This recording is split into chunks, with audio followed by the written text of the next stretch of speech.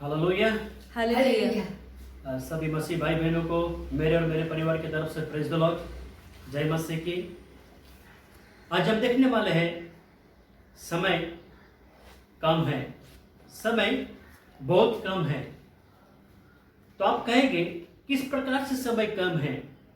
आप कहोगे, आप सोचोगे कि जैसे दिन के 24 घंटे होते हैं वैसे 24 घंटे हैं, साल के 12 महीने हैं जैसे 12 महीने हैं, हफ्ते के 7 दिन हैं जैसे है वैसे ही चल रहे हैं। तो कैसे समय कम है के बारे में हम बोल सकते हैं?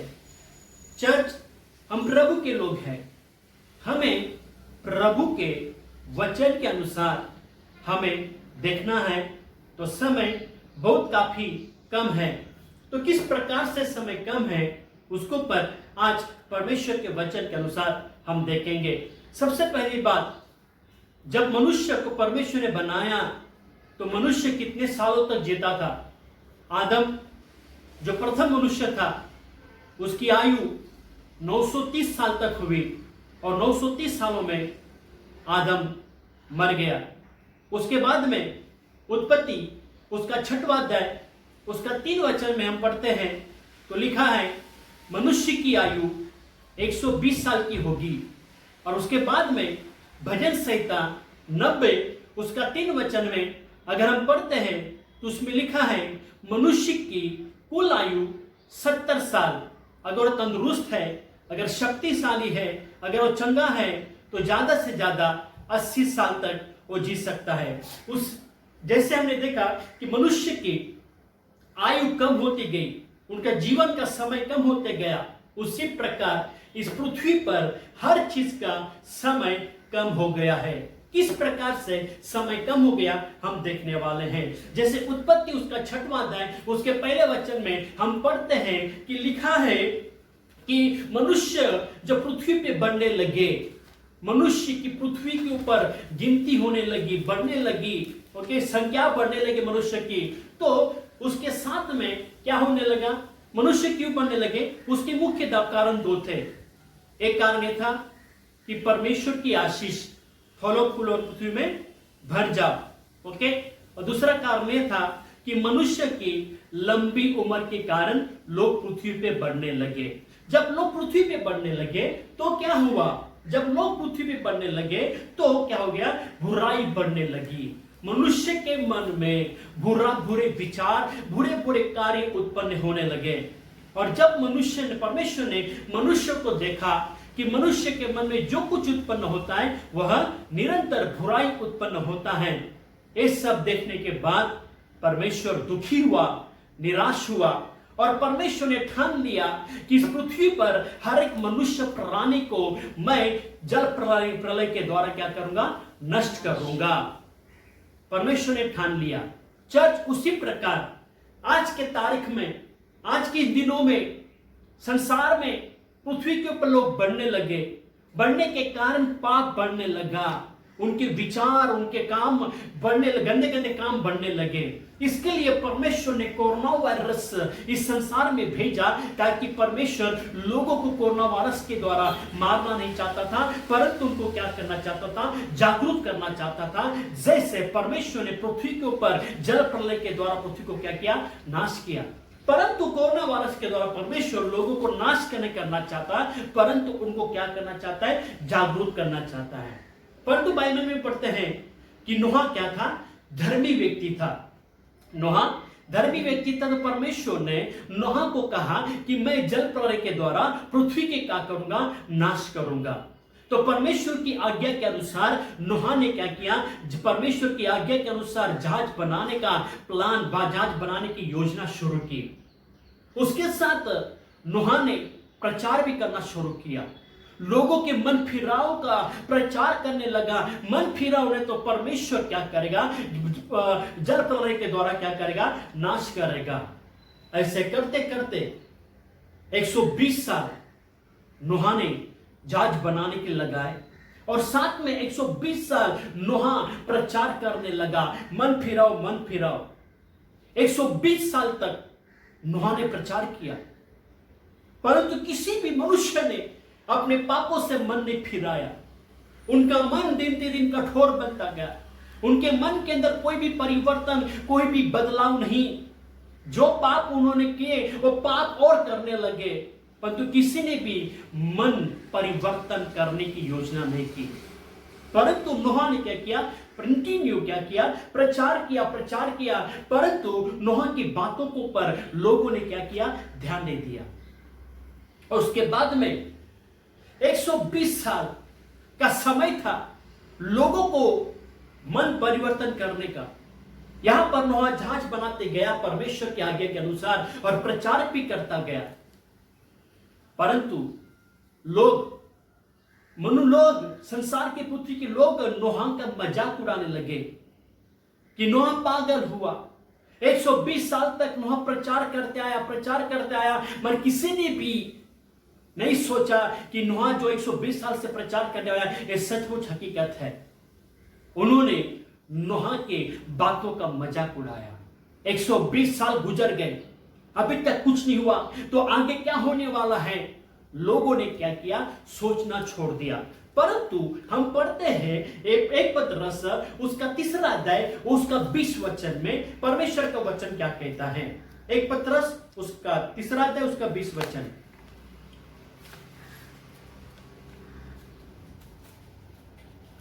पहला पत्रस उसका 3 अध्याय उसका 20 वचन।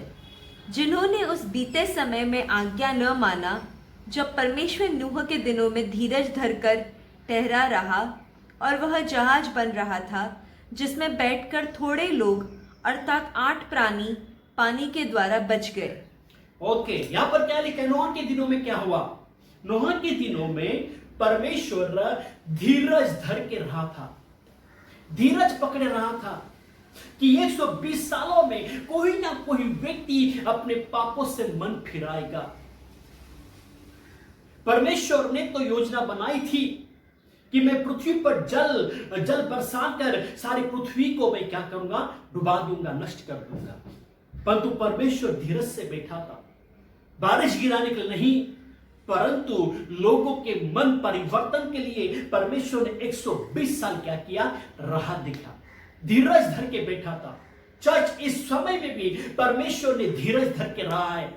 अब समय 120 साल का नहीं है। इस समय परमेश्वर धीरज धर के रहा है ताकि क्या करे? लोग अपने पापों से क्या करें? मन फिराए। परंतु पढ़ते रोमियो की किताब उसका 2 अध्याय उसका 4 वचन में परमेश्वर क्या कहता है? रोमियो का किताब उसका 2 अध्याय उसका 4 वचन। क्या तू उसकी कृपा और सहनशीलता और धीरज रूपी धन को तुच्छ जानता है? और क्या यह नहीं समझता कि परमेश्वर की कृपा तुझे मन फिराव को सिखाती है? अभी चर्च आप बोलोगे कि परमेश्वर ने लोगों को बोला था नोह के द्वारा कि इस पृथ्वी को जल प्रलय के द्वारा मैं नाश करूंगा, तो 120 साल क्यों लगाए? चर्च, परमेश्वर की सहनशीलता और परमेश्वर का धीरज क्या बताता है? परमेश्वर ने क्यों सहन किया? परमेश्वर क्यों धीरज धरकर अभी भी बैठा हुआ है? ताकि लोग क्या करें? अपने पापों से क्या करें? मन फिराए। चर्च, आज जो परमेश्वर सहन कर रहा है, लोगों का पाप सहन कर रहा है, वो धीरज से बैठा हुआ है ताकि लोग क्या करें? पापों से क्या करें? मन फिराए। और परमेश्वर ने 120 साल का समय दिया था लोगों को मन फिराने के लिए, परंतु लोगों ने मन नहीं फिराया। चर्च, अब ये मत सोचो 120 साल लगने वाले हैं। 120 साल क्या हो गए? खत्म हो गए, गुजर गए। परमेश्वर अब धीरज से और सहनशीलता से बैठा है। उसका अनुग्रह, उसकी दया आज हमें क्या सिखाती है? पाप से, अपने पापों से क्या करें? मन फिराए। परमेश्वर इसलिए दया कर रहा है, इसलिए सहन कर रहा है, इसलिए धीरज धर के बैठा है ताकि हम पाप न करें, परंतु पाप से क्या करें? मन फिराए। Hallelujah, hallelujah. अब परमेश्वर 120 साल गुजर गए। अभी परमेश्वर ने क्या किया? अभी का जो समय है, कितना समय बाकी है? कब परमेश्वर आने वाला है? अब समय कितना है? हम पढ़ेंगे उत्पत्ति की किताब उसका 7 अध्याय उसका 4 वचन में क्या लिखा हुआ है। उत्पत्ति का किताब उसका 7 अध्याय और 4 वचन। क्योंकि अब 7 दिन और बीतने पर मैं पृथ्वी पर 40 दिन और 40 रात तक जल बरसाता रहूंगा, और जितनी वस्तुएं मैंने बनाई है सबको भूमि के ऊपर से मिटा दूंगा। Okay, hallelujah. हालेलुया। 120 साल गुजर गए। अब परमेश्वर क्या कहता है? और 7 दिन बीतने पर, कितने दिन? 7 दिन। 7 दिन। अब समय कितना है? 7 दिन का। 120 साल गुजर गए। अब परमेश्वर कहता है और 7 दिन बीतने पर 40 दिन 40 रात पृथ्वी के ऊपर मैं जल बरसाकर पृथ्वी को क्या करूंगा? नष्ट कर दूंगा। चर्च, लोगों को 120 साल का समय दिया मगर कोई भी पापों से मन नहीं फिराया। अब परमेश्वर ने उनको अनुग्रह और बढ़ाया, और अनुग्रह बढ़ा के कितने दिन दिए? 7 दिन। चर्च, समय चला गया। आज हम जो जिस दिनों में हम जीवित हैं, आज हम जीवित हैं, ये प्रभु का अनुग्रह है। 7 दिन बाद, 7 दिन ये पवित्रता को दिखाता है। चर्च, आज जो जीवन हम जी रहे हैं वो जीवन हमें कैसे जीना है? पवित्रता का जीवन जीना जरूरी है, क्योंकि 120 साल चले गए, अभी 7 दिन बाकी है। 7 दिन मतलब 7 नंबर पवित्रता को दर्शाता है। ये समय काफी शॉर्ट है, एक का समय काफी कम है। इस कम समय में हमें पवित्रता का जीवन जीना बहुत जरूरी है। समय चला गया, समय खत्म हुआ, अभी समय क्या है? ज्यादा नहीं है। चर्च, लोगों को 7 दिन का अनुग्रह दिया लोगों ने, कि 7 दिनों के अंदर कोई भी व्यक्ति अगर अपने पापों से मन फिराएगा और अपने पापों से छुटकारा दे, पापों से मन फिराएगा और पापों को कबूल करेगा, उसका परमेश्वर उद्धार करने वाला था।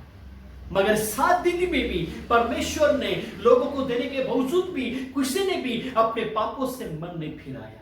चर्च, इस समय अंत का समय है। इस समय में हर एक व्यक्ति को अपने मन, अपने हृदय से, आत्मा, प्राण, शरीर से पवित्र होना जरूरी है, क्योंकि बाइबल कहती है कि परमेश्वर जब आएगा तो तुम्हारी आत्मा, तुम्हारा प्राण, तुम्हारा शरीर पूर्ण रीति से निर्दोष होना जरूरी है।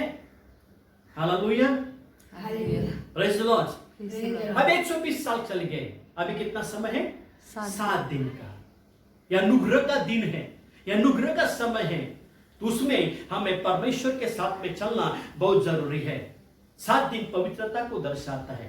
हालेलुया। और 7 दिन बीतने पर बारिश शुरू हो गई। 7 दिन बीतने पर बारिश शुरू हो गई। एक दिन बारिश गिरा, 2 दिन बारिश गिरा, कंटिन्यू बारिश गिर रहा है। चर्च, क्या ये बारिश जब हुई कि पहली बार बारिश गिरी थी?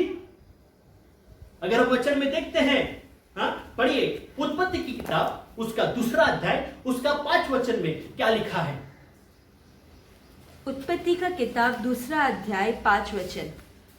तब मैदान का कोई पौधा भूमि पर न था और न मैदान को कोई छोटा पेड़ उगा था, क्योंकि यहोवा परमेश्वर ने पृथ्वी पर जल नहीं बरसाया था। चर्च, आदम से लेके नोहा तक 10 पीढ़ी तक चली गई। 10 पीढ़ी तक चली गए, और उस समय में पीढ़ी कितनी थी? 400 साल, 500 साल, 600 साल, 700 साल, एक पीढ़ी जीती थी। तो नोहा, आदम से लेके नोहा तक 10 पीढ़ी की।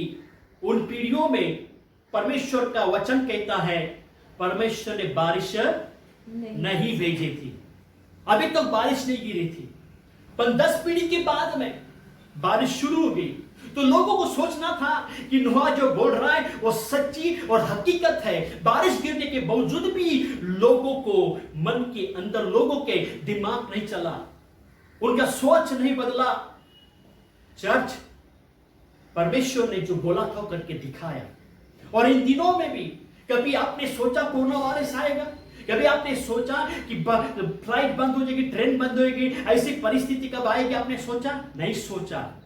पर आज परमेश्वर क्यों दिखा रहा है? ताकि हम और आप तैयार हो जाए, क्योंकि समय अब नहीं है, समय बहुत कम है। इसके लिए चर्च, आज पूर्ण रीति से हमारे जीवन को, अपने मनों को, हृदय को तैयार करना जरूरी है। नोहा की कहानी में एक सबसे बड़ी खास जो बात जो है आपको बताऊं, परमेश्वर ने नोहा को सब प्लान बताया, और नोहा ने फाउंडेशन से लेके छत तक नोहा ने जहाज बनाया। दरवाजा किसने बनाया? नोहा ने बनाया। पर जब बारिश शुरू हुई, परमेश्वर की आज्ञा के अनुसार सब प्राणी चले गए जहाज के अंदर। और बाइबल गवाह है, बाइबल कहती है कि नोहा ने जहाज का दरवाजा बंद नहीं किया, परमेश्वर ने जहाज का दरवाजा बंद किया। क्यों? अगर जहाज का दरवाजा बंद करता तो नोहा जहाज का दरवाजा खोलकर किसी को भी अंदर लेता। मगर दरवाजा किसने बंद किया? परमेश्वर ने। चर्च, आज दरवाजा खुला है। अगर जो कोई दरवाजा खुला है, जो कोई अंदर आएगा वो बच जाएगा, उद्धार पाएगा, वो अनंत जीवन को जाएगा। पर जिस समय में दरवाजा बंद होगा तो परमेश्वर कहता है तुम खटखटाओ, कुछ भी करो, परमेश्वर कहता है मैं तुम्हें नहीं जानता। चर्च, अब समय काफी शॉर्ट है, समय काफी कम है। इसके लिए हमें पुनरुक्ति से तैयार रहना बहुत जरूरी है। हम पढ़ेंगे 1 कुरिन्थियों उसका 7 अध्याय उसका 29 वचन में, पहली लाइन में हमने पढ़ेंगे क्या लिखा है। 1 कुरिन्थियों उसका 7 अध्याय उसका 29 वचन में हम देखें क्या लिखा हुआ है। 1 कुरिन्थियों का 7 अध्याय उसका 29 वचन। हे भाइयों, मैं यह कहता हूँ कि समय कम किया गया है। हाँ, हे भाइयों, मैं यह कहना चाहता हूँ कि समय क्या किया गया है? कम किया गया है। हालेलुया।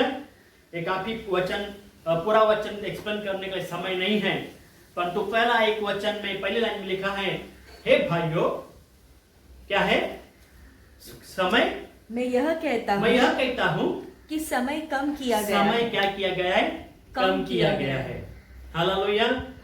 चाहे वो आपकी जीवन का समय हो, या फिर यीशु के आने का समय हो, या फिर पृथ्वी का अंत का समय हो, परमेश्वर ने क्या किया है? कम किया गया है। अब समय नहीं है। बाइबल में हम पढ़ते हैं, कई बार हम बोलते हैं, लोगों को बोलते हैं नहीं मेरे पास टाइम नहीं है, जब मेरे पास टाइम होगा तब होगा, हम कहते हैं। पर बाइबल कहती है कि समय अब बहुत क्या है? कम है। इसके लिए चर्च, इन थोड़े का समय में जितना समय हमें तैयारी के लिए करना है, उतनी तैयारी हमको क्या है? करनी पड़ेगी। क्योंकि लास्ट संडे हमने वचन सुना। क्या वचन सुना? ये समय तैयारी का समय है या तैयार रहने का समय है? चर्च, तैयारी का समय है, मगर तैयारी करने का समय ज्यादा लंबा नहीं है, वो शॉर्ट है। इसके लिए पुनरुक्ति से हमें तैयार रहना है। एक कहानी बताओ तो, एक धनवान व्यक्ति था और उसने अपने जीवन में पैसे कमाने के लिए काफी कष्ट और मेहनत की और काफी पैसे कमाए, और उसके पास किसी भी चीज की कमी नहीं थी। वो दिन रात मेहनत करता था। जितना समय उसके जीवन में उसने लगाया, वो सब कमाई के पीछे उसने क्या किया? अपना समय लगाया। उसने कभी भी समय अपने परिवार के लिए, पति पत्नी बच्चों के लिए कभी भी समय नहीं दिया। और इतने पैसे कमाए कि उसके पास बहुत सारे पैसे, बहुत सारे ढेर सारे रुपए हो गए। और एक दिन क्या हो गया, जब उसकी उम्र गुजरती गई, पर उसका एक था कि वो पैसे किसी भी चीज में बर्बाद नहीं करता था, वेस्ट नहीं करता था। चाहे वो सामाजिक कार्य हो या फिर धार्मिक कार्य हो, खाने पीने में या कपड़ों में कभी भी पैसे नहीं खर्चा नहीं करता था। वो सिर्फ पैसे क्या करता था? जमा करता था। पर उन पैसों का कभी भी उसने उपयोग नहीं किया। और अंत में क्या हो गया? उसकी आयु बढ़ती गई और काफी बुजुर्ग हो गया। और जब एक दिन रात को सोने के लिए सो रहा था, तभी सपना में क्या देखा कि मौत की आत्मा आई और उसको कहती है, उस धनवान को, कि मैं तुझे लेने के लिए आई। उस धनवान ने क्या कहा? अभी मुझे आपके साथ में नहीं आना है, और मुझे कुछ समय चाहिए जीने के लिए। मेरी आधी संपत्ति तुम ले लो और मुझे 1 महीने जीने का मौका दो। उसने कहा नहीं, तुम्हारे जीने का समय खत्म हो गया, अभी तुमको मेरे साथ में जाना पड़ेगा। तो उस धनवान ने कहा, उस मौत की आत्मा को कहा कि मेरी पूरी संपत्ति तुम ले लो और 1 घंटा मुझे जीवन का दे दो। 1 घंटा मुझे मेरे परिवार के साथ में बिताना है। उस मौत की आत्मा ने कहा, नहीं, तुम्हारे पास जितना समय था वो समय अब खत्म हो गया, अभी तुमको मेरे साथ में क्या करना पड़ेगा? जाना पड़ेगा। चर्च, आज समय आपके पास है और समय कैसे चला जाएगा आपको पता नहीं। इसके लिए जितना समय आपके पास है उसे बर्बाद न करें, परंतु परमेश्वर के राज्य के लिए तैयार हो जाएं और परमेश्वर के दूसरे आगमन के लिए तैयार हो जाएं, क्योंकि समय काफी निकट है। Hallelujah, hallelujah. ओके, तो हम पढ़ेंगे वचन भजन संहिता 90 उसका 12 वचन में क्या लिखा है। भजन संगीता 90 उसका 12 वचन।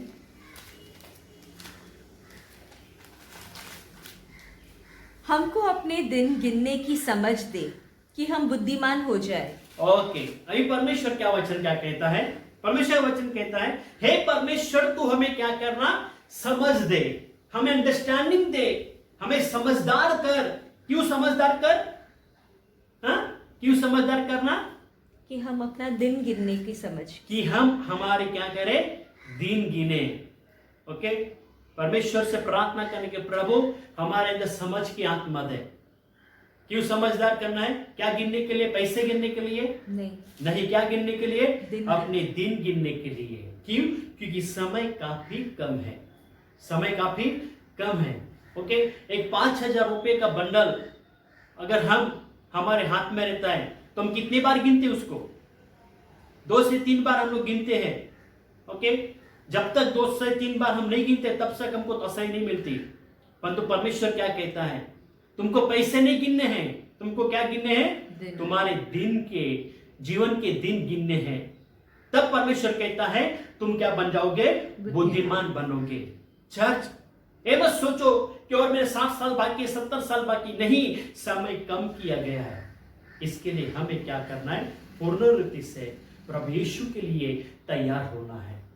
समय अब नहीं है, समय अब नहीं है। जैसे हमने लास्ट संडे देखा कि परमेश्वर का समय और हमारे समय में काफी अंतर है। हमारे लिए एक दिन परमेश्वर के लिए क्या है, वो 1000 दिन के बराबर, 1000 सालों के बराबर है, और 1000 साल परमेश्वर के लिए क्या है, एक दिन के बराबर है। जिस समय, जैसे हम समय देखते हैं वैसे परमेश्वर समय नहीं देख रहा है। इसके लिए चर्च, समय काफी कम हो गया है। कैसे सुबह होती है, कैसे रात होती है, कैसे जीवन के दिन चले जाते हैं, हम गिन भी नहीं सकते। इसके लिए चर्च, जितना समय हमें प्रभु की तैयारी में लगने हैं, हमें नए तैयार लगने हैं।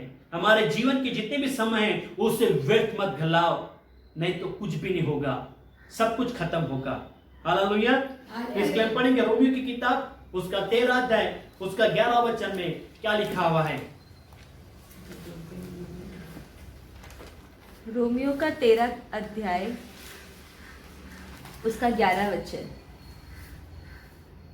और समय को पहचान कर ऐसा ही करो, इसलिए कि अब तुम्हारे लिए नींद से जाग उठने की घड़ी आ पहुंची है, क्योंकि जिस समय हमने विश्वास किया था उस समय के विचार में अब हमारा उद्धार निकट है। ओके, यहां लिखा है चर्च, समय को पहचानो। समय को क्या करो, पहचानो। अगर आप मैं बताऊंगा, ओके, अभी इस वीडियो के द्वारा बहुत सारे लोग मुझे देख रहे हैं, अगर मैं आपको पूछूंगा कि अभी का समय कैसा है, अच्छा है कि बुरा है, तो कितने लोग जवाब अच्छा देंगे या बुरा है। अब कितने लोग कहेंगे बुरा है। सभी के मुसनाई के 9% क्या कहेंगे, अभी का समय कैसा है, बुरा है। ओके, तो लिखा है समय को क्या करो, पहचानो कि उस समय कैसा है, अच्छा है या बुरा है।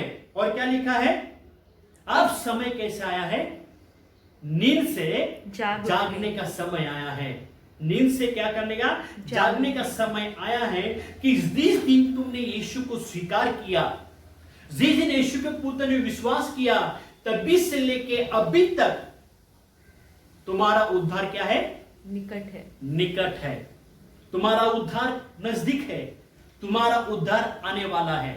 प्रभु यीशु आने वाला है। जब भी से तुमने यीशु पे विश्वास किया, जब भी से तुमने यीशु को स्वीकार किया, मुक्तिदाता, जीवनदाता बोल के स्वीकार किया, तभी से लेकर अभी तक आपको यह सोचना है मेरा समय क्या है, उद्धार करो, मेरे उद्धार का समय क्या है, निकट है। हालेलुया। तो चर्च, अब समय ज्यादा नहीं है, समय ज्यादा नहीं है। समय काफी क्या है, शॉर्ट है, समय काफी कम है। इसके लिए अपने आप को तैयार करें, अपने मन को, हृदय को तैयार करें। कभी क्या होगा, कभी क्या नहीं होगा, हम नहीं जानते। इसके लिए लोगों को पुनरुक्ति से तैयार होना जरूरी है। हालेलुया।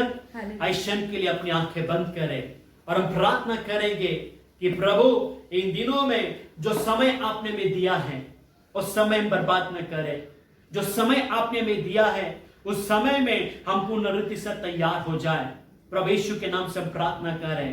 प्रभु इन दिनों में हम आपको धन्यवाद देते हैं कि आज जो समय आपने दिया है, जो समय काफी कठिन और काफी बुरा है।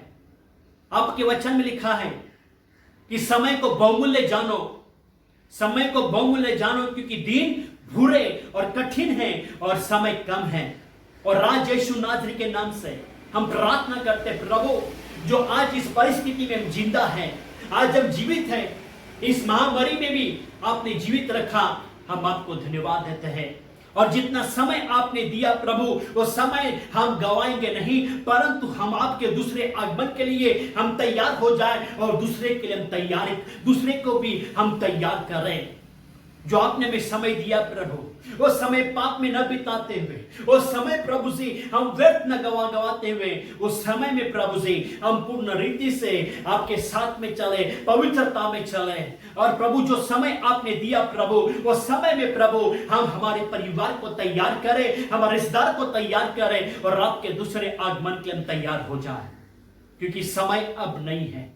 120 साल चले गए, अभी 7 दिन बाकी है। ये 7 दिन मतलब वो पवित्रता का समय बाकी है। और जो समय प्रभु ने भी दिया है उस समय में हम पवित्रता में, हम शुद्धता में और परमेश्वर के भय में चले, क्योंकि समय शॉर्ट है, समय बहुत कम है।